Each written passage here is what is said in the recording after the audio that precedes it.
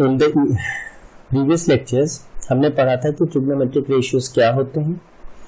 What were the trigonometric ratios? There were 6 trigonometric ratios. How were they defined? What were their formulae? How do we find out values of other trigonometric ratios when one of the trigonometric ratio is given? उस बारे में हमने सब बात की थी. In this lecture हम क्या बात करेंगे? Trigonometric ratios of some standard angles. जो हमने वहाँ थीटा लिया था, अब थीटा को हम पर्टिकुलर वैल्यूज देंगे, कुछ स्टैंडर्ड वैल्यूज हम देंगे और उसके कॉरेस्पॉन्डिंग हमारे ट्रिग्नोमेट्रिक रेशियोज की क्या वैल्यू आती है वो हम निकालेंगे.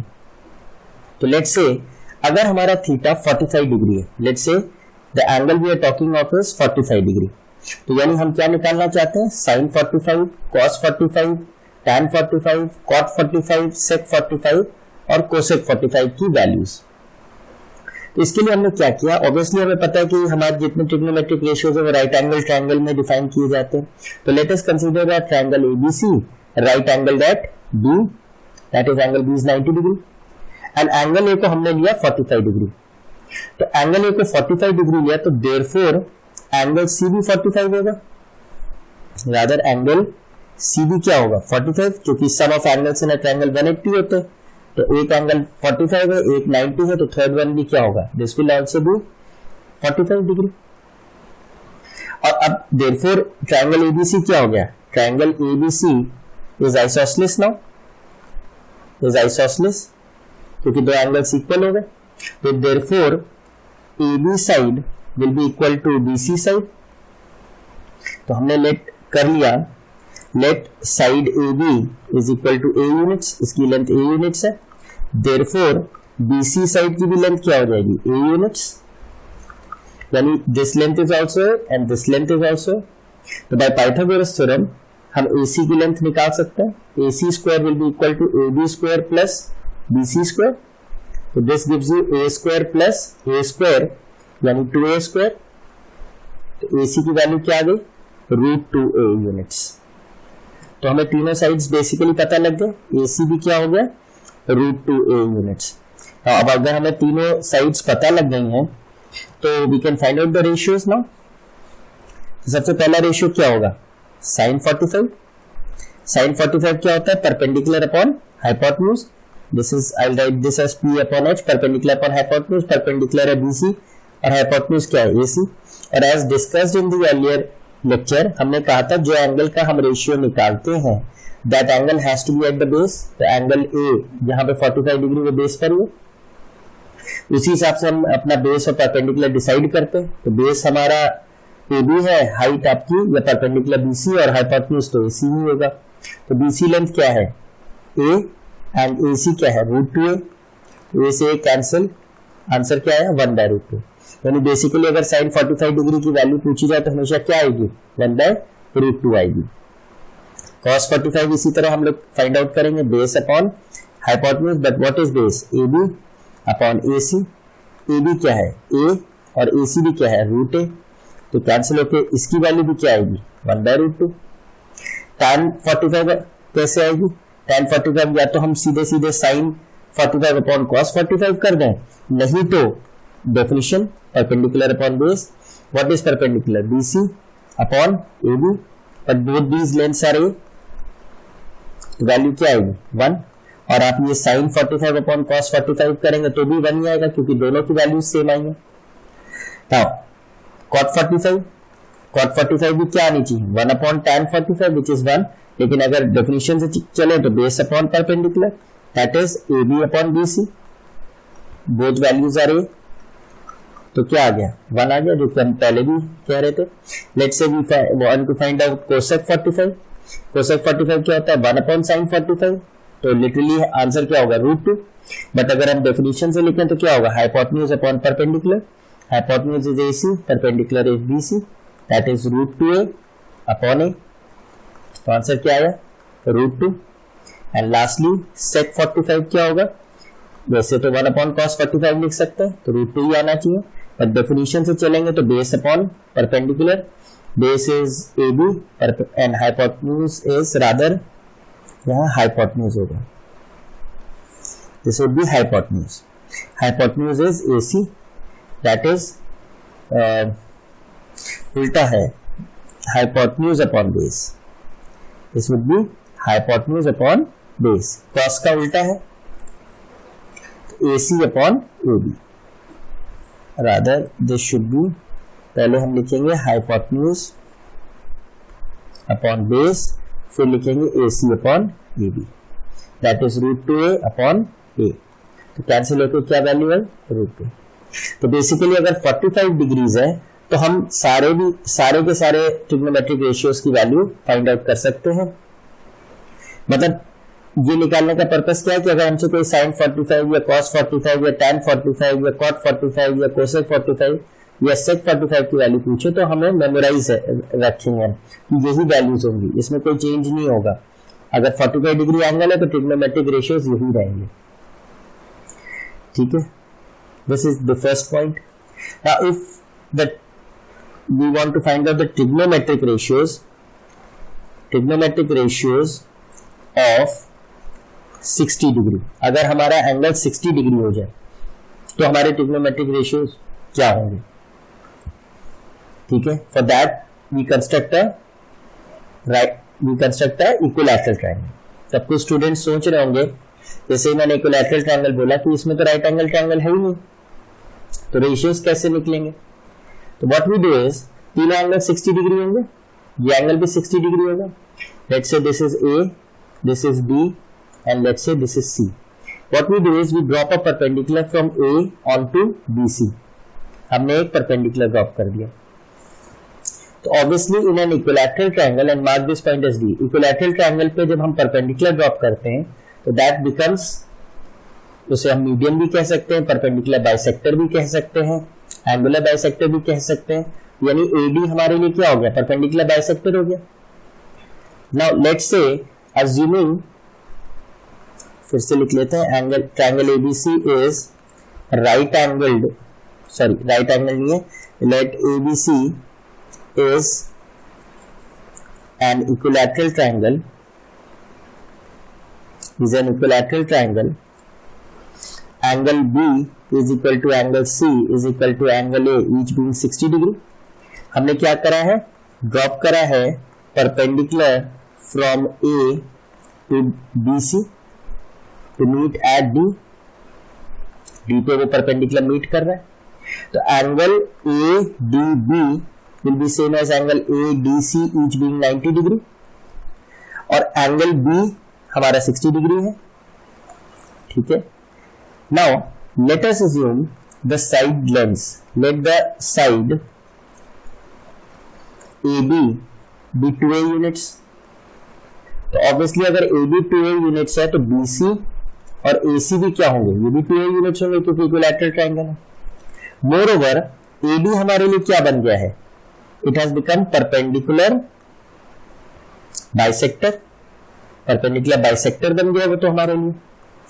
परपेंडिकुलर बाइसेक्टर क्यों बन गया, क्योंकि हमने परपेंडिकुलर ड्रॉप करा था और इक्विलैटरल ट्रायंगल में परपेंडिकुलर बाइसेक्टर हो जाता है. तो देयरफॉर BD की length will be same as DC की लेंथ, और BC की लेंथ क्या है 2A, यानी उसकी आधी होगी ये लेंथ. ये कितनी हो जाएगी 2A/2 which is simply A. यानी ये लेंथ कितनी हो गई A, ये लेंथ भी A हो गई. एंड बेसिकली ये लेंथ हमारी क्या थी, ये तो 2A थी, ये भी 2A थी. ठीक है. मोरओवर अगर ये एंगल 60 डिग्री है तो ये एंगल क्या होगा, दिस एंगल विद ऑब्वियसली भी 30 degree now. Sum of angle से ना ट्रायंगल 180 होता है, ये 30 डिग्री होगा. तो ठीक है, कंसीडर करते हैं triangle ABD.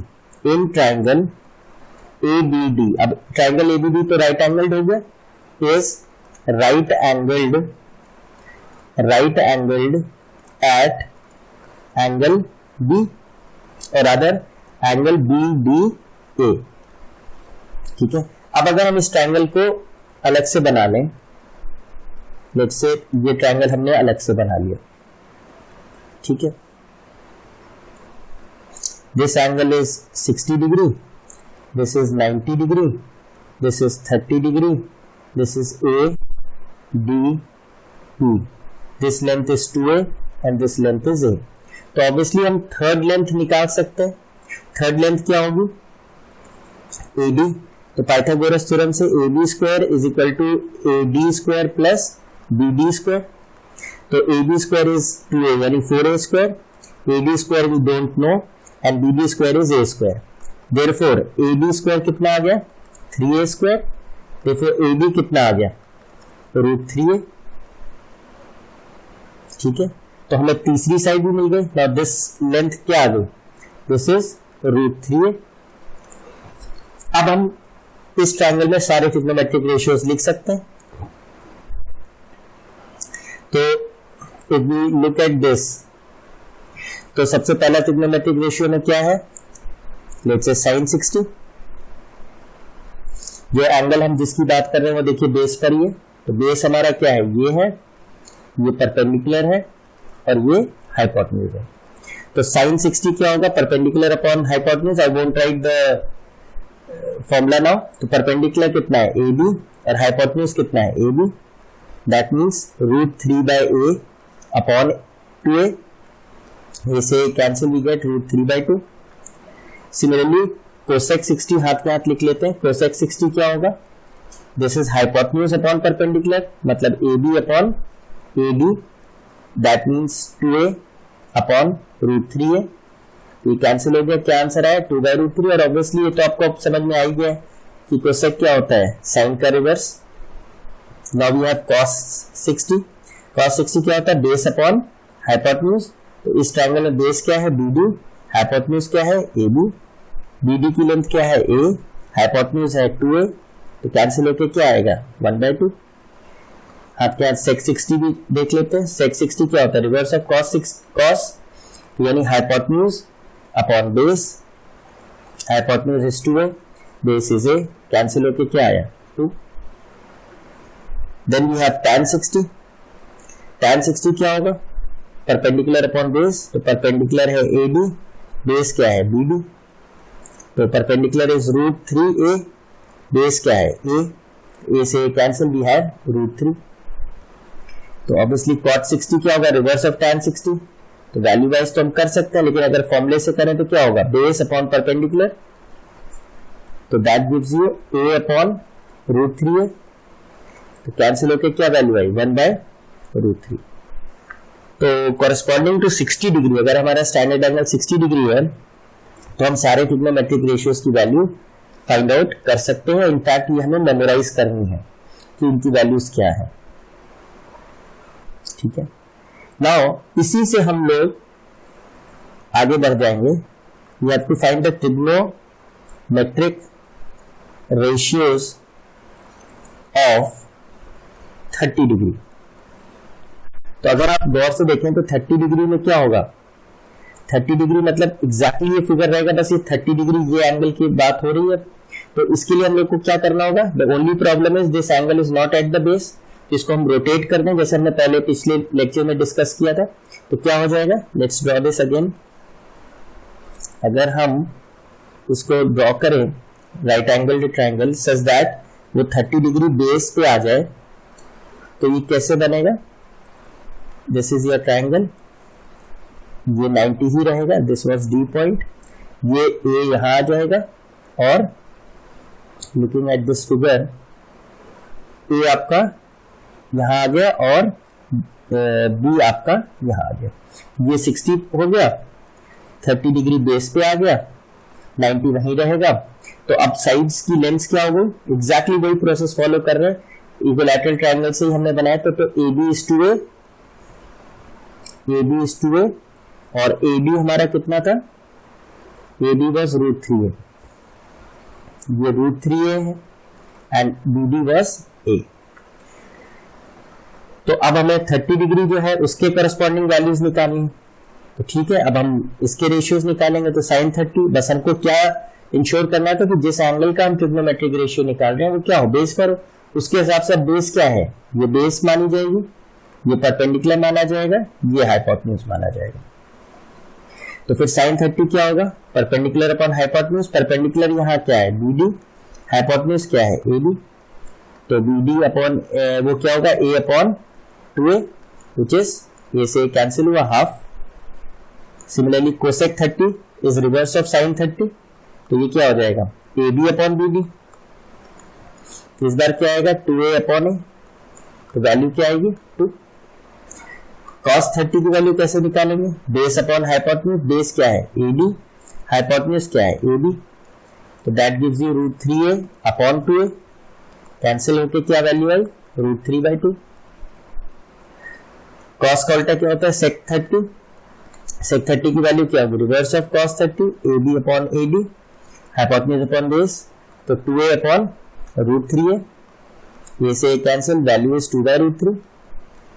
Next is tan 30, tan 30 क्या होता है परपेंडिकुलर अपॉन बेस, परपेंडिकुलर यहाँ क्या है BD और बेस क्या है AD, this is a upon √3, ये से cancel, the answer is 1/√3।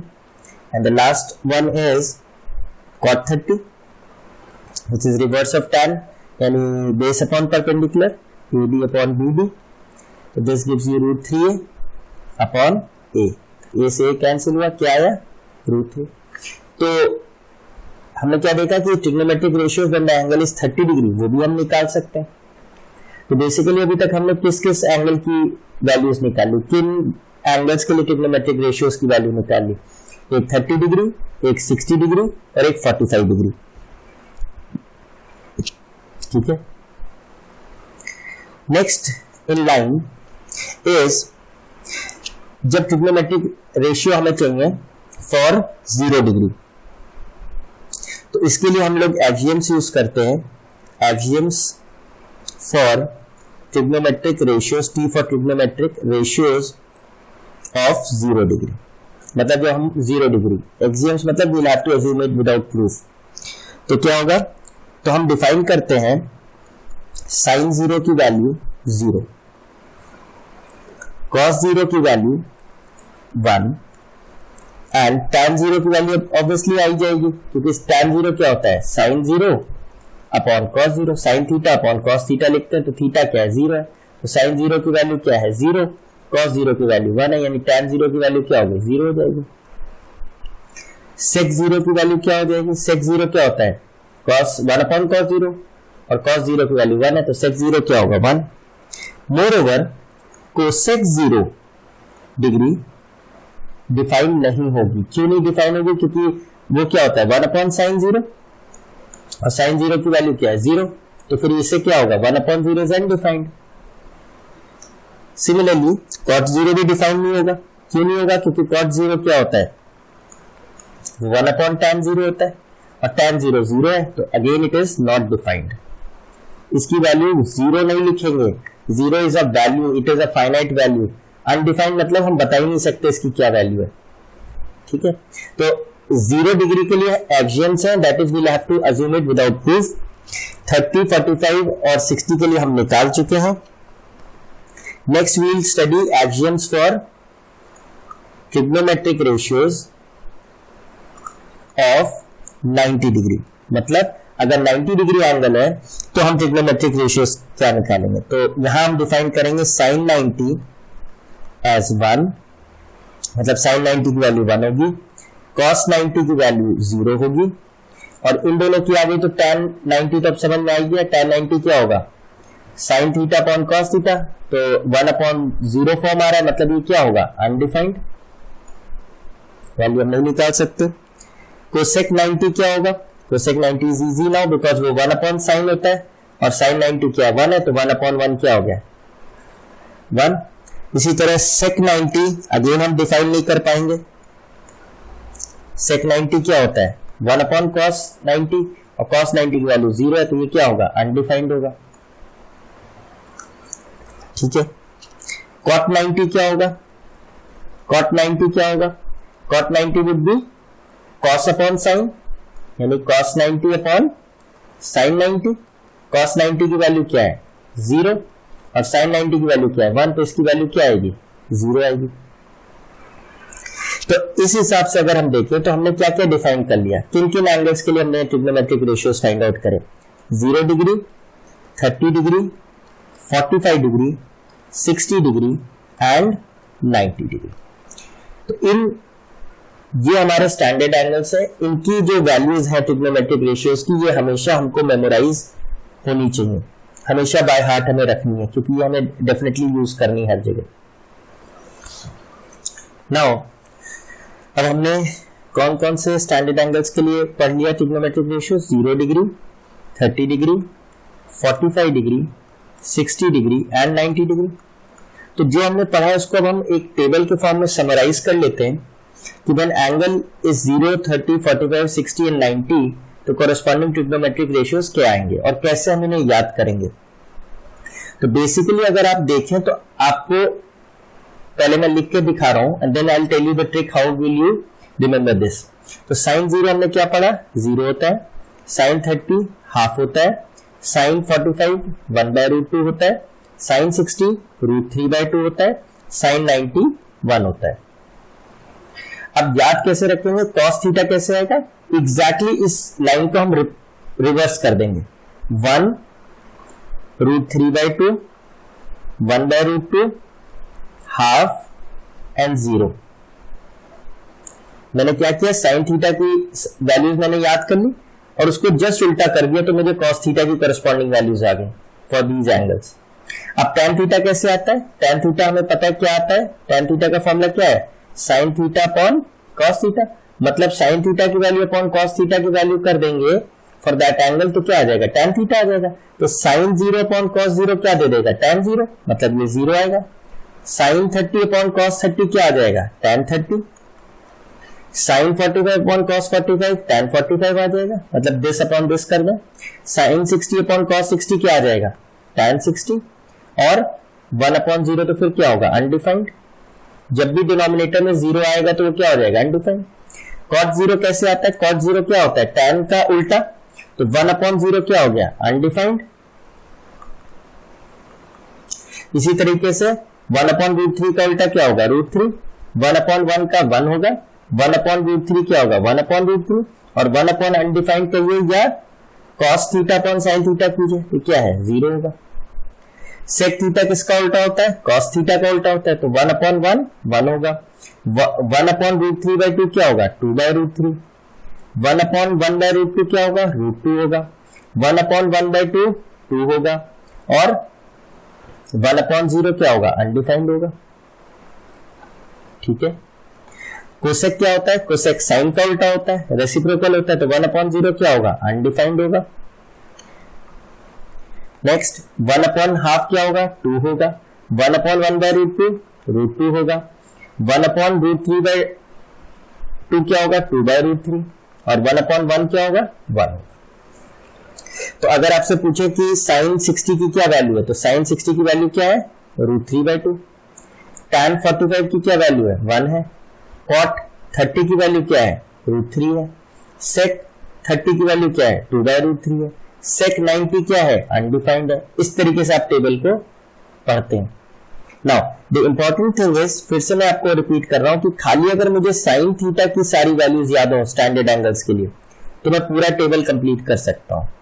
The first thing you have to do is remember these, memorise करना पड़ेगा आपको। ये take a few minutes and memorise this table. और मेमोराइज करने का सबसे आसान तरीका, साइन थीटा की टेबल याद कर लीजिए, तो कॉस की क्या करिए, इसको जस्ट रिवर्स कर दीजिए, जस्ट रिवर्स करके लिख दीजिए तो कॉस का टेबल आ जाएगा। tan थीटा के लिए क्या कीजिए, sine theta upon cos theta हर एंगल के लिए करते जाइए। उसके बाद जो कॉट सेक और कोसेक है उसमें तो रेसिप्रोकल करना है। कॉट थीटा क्या होगा, tan थीटा की हर वैल्यू को 1 अपॉन करते चले जाएं।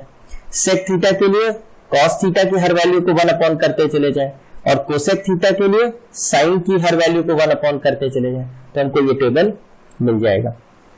यहां पे हम लिख सकते हैं कॉट थीटा क्या होगा, cos theta upon sine theta.